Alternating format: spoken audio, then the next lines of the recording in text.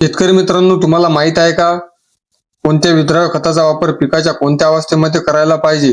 तर हे जाणून घेण्यासाठी व्हिडिओ शेवटपर्यंत पहा. नमस्कार शेतकरी मित्रांनो, शेती नियोजन या युट्यूब चॅनलमध्ये तुमचे स्वागत आहे. तर आज आपण पाहणार आहोत विद्राव्य खतांबद्दल माहिती. कोणकोणते विद्राव्य खत मार्केटमध्ये उपलब्ध आहे, कोणत्या विद्राव्य खताचा पिकाच्या कोणत्या अवस्थेमध्ये वापर करायचा असतो, ते आज आपण या व्हिडिओमध्ये पाहणार आहोत. बऱ्याच शेतकऱ्यांना या खतांबद्दल जास्त माहिती नाही, तर त्यांना खतांबद्दल माहिती होण्यासाठी आजचा व्हिडिओ बनवला आहे. तर व्हिडिओ पूर्ण पहा, तुम्हाला कोणाला विचारायची गरज पडणार नाही. मित्रांनो, चला पाहूया मार्केटमध्ये उपलब्ध असलेले विद्राव्य खते कोणती आहेत. तर त्यामध्ये सर्वात पहिली खत आहे ते म्हणजे 19-19-19. या विद्राव्य खतामध्ये NPK म्हणजेच नत्र, स्फुरद आणि पालाश हे सारख्या प्रमाणात आहे. म्हणजेच 19% नत्र, 19% स्फुरद आणि 19% पालाश याचा वापर तुम्ही पिकाच्या सुरुवातीच्या वाढीच्या अवस्थेमध्ये जास्तीत जास्त वाढ होण्यासाठी करू शकता. म्हणजे ज्या वेळेस पिकाची शाखीय वाढ असते त्यावेळेस आपण 19-19-19 या खताचा वापर केला तर नक्कीच झाडाची वाढ चांगली होते, झाड निरोगी राहतं. त्याचबरोबर झाडामध्ये प्रकाश संश्लेषण क्रिया चांगली होऊन झाड स्वतःचं अन्न स्वतः तयार करतं. तर त्यासाठी आपल्याला पिकाच्या सुरुवातीच्या अवस्थेमध्ये या खताचा वापर करायचा असतो. मित्रांनो, त्यानंतरचं दुसरं महत्वाचं खत म्हणजे ते आहे NPK 12-61-0. तर मित्रांनो, हे जे 12-61-0 खत आहे यामध्ये 12% नत्र, 21% स्फुरद आणि 0% पालाश आहे. याचा वापर झाडामध्ये जास्तीत जास्त फुटवे येण्यासाठी केला जातो. म्हणजेच जेवढे जास्त फुटवे असतील तेवढे जास्त फुले आणि फळे, त्यामुळे फुटव्यांची संख्या वाढवण्यासाठी 12-61-0 या खताचा वापर तुम्ही करू शकता.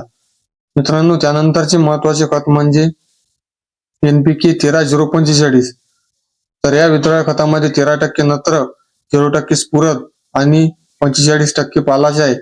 तर मित्रांनो, आपल्याला माहितच आहे की फळांना पोषण्यासाठी, फळांना चांगला रंग आणण्यासाठी आणि त्यामध्ये शुगर तयार करण्यासाठी पोटॅशची खूप जास्त आवश्यकता असते. त्यामुळे बरेच शेतकरी 13-0-45 असेल, 0-0-50 असेल यांसारख्या विद्राव्य खताचा वापर फळ अवस्थेमध्ये करतात. मित्रांनो, 13-0-45 चा जर वापर तुम्हाला करायचा असेल तर फुलाचे रूपांतर ज्यावेळेस फळामध्ये होते त्यावेळेस तुम्हाला याचा वापर करायचा आहे. म्हणजे 100% तुम्हाला तुमच्या पिकामध्ये याचा फायदा दिसून येईल. जसं की हरभरा पिकामध्ये तुम्हाला जर 13-0-45 चा वापर करायचा असेल तर घाटे अवस्थेमध्ये तुम्ही याचा वापर करू शकता. जर कांदा पिकामध्ये याचा वापर तुम्हाला करायचा असेल तर कांदा पीक 45 ते 60 दिवसाचे झाल्यानंतर तुम्ही याचा वापर करू शकता.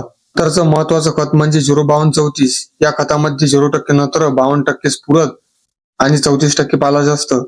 याचा वापर जास्तीत जास्त फुटवे व फुलधारणा होण्यासाठी केला जातो. मित्रांनो, त्यानंतरचं विद्राव्य खत म्हणजे 0-0-50. या खताचा जर विचार केला तर यामध्ये NPK म्हणजेच 0% नत्र, 0% स्फुरद आणि 50% पालाश आहे. यामध्ये 50% पोटॅश असल्यामुळे आपण जर फळ अवस्थेमध्ये याचा वापर केला तर नक्कीच फळ पोसण्यासाठी, फळांना विशिष्ट रंग आणण्यासाठी आणि फळाचा आकार वाढवण्यासाठी याचा 100% फायदा होत असतो. त्याचबरोबर यामध्ये सल्फर सुद्धा आहे, याचा सुद्धा फायदा आपल्या पिकाला होत असतो. तर मित्रांनो, हे जे विद्राव्य खत आहे याचा वापर आपल्याला 100 ग्राम प्रति 20 लिटर पंपासाठी करायचा आहे. तर अशा प्रकारे आपल्याला पिकाच्या योग्य अवस्थेमध्ये योग्य त्या विद्राव्य खताचा वापर करायचा आहे. त्यामुळे पिकात त्याचा 100% रिझल्ट दिसून येईल. मित्रांनो, व्हिडिओ आवडला असेल तर व्हिडिओला लाईक करा, चॅनलला सबस्क्राईब करा आणि व्हिडिओला इतर शेतकऱ्यापर्यंत शेअर करा. धन्यवाद.